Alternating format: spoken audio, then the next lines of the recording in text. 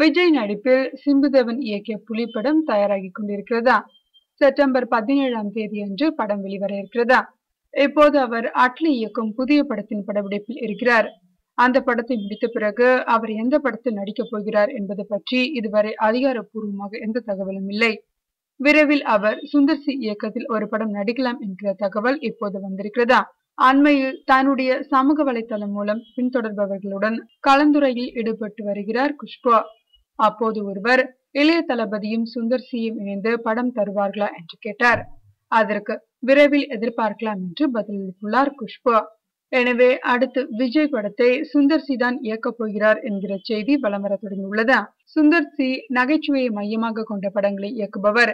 விஜய்க்கும் நகைச்சுவையை மையமாக கொண்ட வேடங்களில் நடிக்க மிகவும் பிடிக்கும் என்பதால் இது நடக்கக்கூடிய சாத்தியக்கூறுகள் அதிகம் என்று சொல்கிறார்கள்.